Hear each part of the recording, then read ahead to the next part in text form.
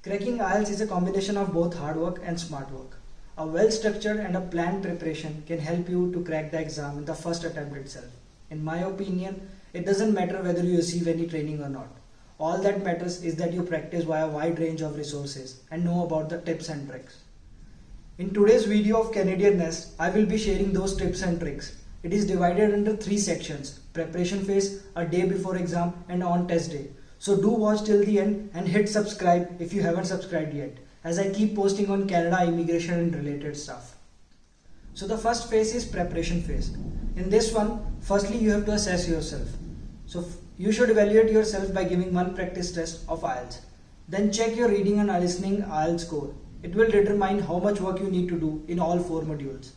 Generally, on average, it takes 1 month practice to increase 1 band in all modules. But if you are already good in English language, you can achieve it in 10 to 15 days as well. Second, make a study plan. Start your IELTS preparation by making a study plan after identifying your strengths and weaknesses. Try to find out your weak points and start working on them to make sure it does not negatively impact your total score. For example, if you're a slow reader, focus on the reading test more than writing, listening and speaking tests. Third, develop positive mindset. Your thoughts have weight, they can drag you down. So be optimistic always. If you feel negative at the time of preparation, instead of giving up, remind yourself why you started in the first place and keep doing it. Fourth, set SMART goals. You should aim to fulfill the SMART criteria for each of your goals. Specific. Set the specific goals rather than general. Instead of saying that I will increase my vocab in 2 weeks, practice on improving vocab on daily basis at home, your workplace and with friends. Achievement of small and specific goals will keep you motivated in whole journey. Measurable. A goal needs to be measurable so that you can monitor your progress. Set goals like I will achieve 8 band score in coming mock test. Achievable. Goal should be realistic to obtain a satisfactory IELTS score. For example, if you got a 5 band in your recent IELTS test, then it's not a good idea to set an IELTS 9 as your goal in coming 1 month. Relevant. Make sure that your goal is relevant to your progress. For example, studying informal English can be fun and help you to stay motivated. But if you have booked your exam and you are not working on your vocab and grammar, then you might not be able to achieve the desired scores. So set relevant goals and then work accordingly. Time-based. Setting a time limit is especially important when you study independently. Write down the date when you want to complete a particular goal. Completing a goal on time will motivate you to just get it done. Fifth, study material. Attend an IELTS preparation course if possible. The preparation course provides you with the IELTS material as well as the tips and tricks that you need to know. If you don't have access to IELTS preparation courses, you can hire a qualified private English teacher who will help you make a study plan. Sixth, think in English. If you want to express yourself clearly in English in the IELTS test, you need to think in English and not try to translate your thoughts and words from your native language into English. Seventh, use English in daily routine. Start speaking in English at home and work by using a wide range of vocabulary and grammatical structures. Read a variety of texts in English from books, websites, newspapers, magazines and journals. This will help you in learning essential reading skills such as skimming, scanning. As a result, you will be able to read quickly and effectively. Listen to English-speaking TV channels, lectures, songs, films and documentaries. 8. Practice, practice and practice. Be regular in your practice and give yourself a rest between tasks. Set aside the most hours you can spare each day to practice all modules.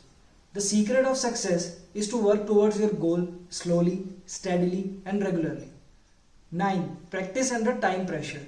Test yourself in a 2 hours 45 minutes time frame just like the exam day.